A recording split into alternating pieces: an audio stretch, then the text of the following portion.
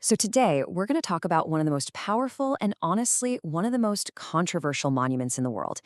It's a space that really asks more questions than it answers. We're going to walk through its story, its incredible design, and the really difficult journey it took to even exist. Right in the heart of Berlin, there's this huge, silent landscape. Now, it's a memorial, but probably not like any you've ever seen. There are no statues, no plaques, no names to read on the surface. It's an experience, one that's designed to make you feel something. And to really get it, you have to start with what it feels like to just be there. Okay, so let's start with what you see first. This sheer, kind of unsettling physical presence of the place. Where you're looking at is this massive grid of concrete blocks. They're called stelae, and it's smack dab in the middle of Berlin, right next to landmarks like the Brandenburg Gate. And the location itself, it's incredibly symbolic. This area used to be the death strip of the Berlin Wall, and during the war, it was terrifyingly close to the Nazi regime's center of power, including Hitler's bunker. The scale of this place is just immense. The architect, Peter Eisenman, set up 2,711 of these concrete pillars over an area of 19,000 square meters.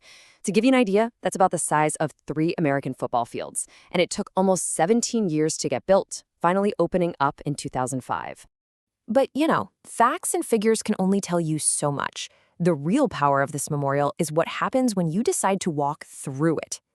The second you step off the street and into one of these narrow pathways, everything changes.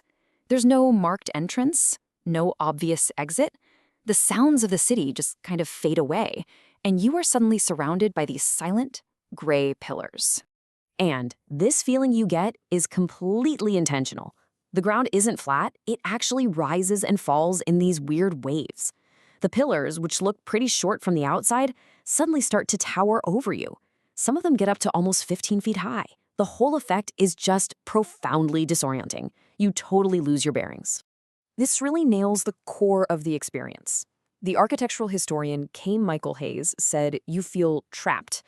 That perfect ordered grid you see from above, well, from inside it becomes this confusing, isolating maze. It's all designed to make you feel a sense of loneliness and even powerlessness.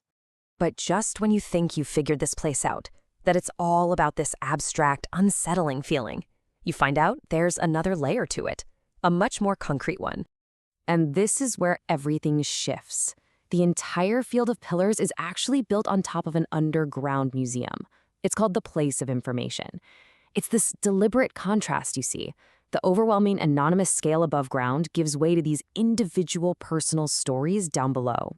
Down here, the experience becomes deeply personal. You have rooms like the Room of Families that focus on the stories of 15 specific Jewish families using their own photos and letters.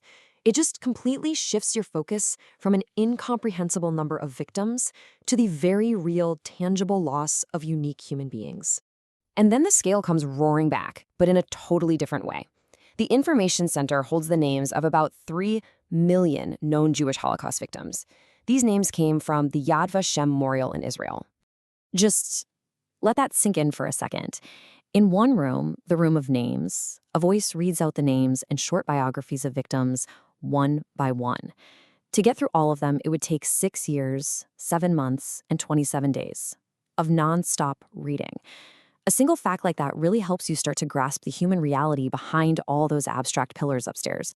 Now, as you can probably imagine, creating a space this significant is never easy. And the path to building this memorial was incredibly long, and it was filled with some really intense debate and controversy. The whole idea started with a group of citizens way back in 1988.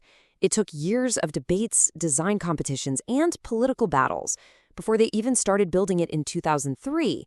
But then, just a few months in, the entire project came to a screeching halt because of a pretty shocking discovery.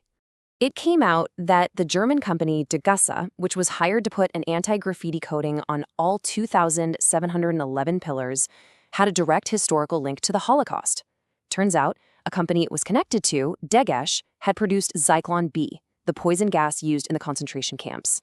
For so many people, this was just an unthinkable moral line to cross.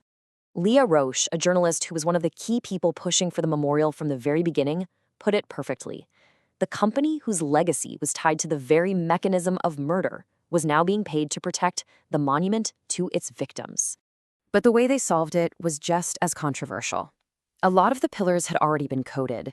To remove it and start over would have cost a fortune and caused huge delays.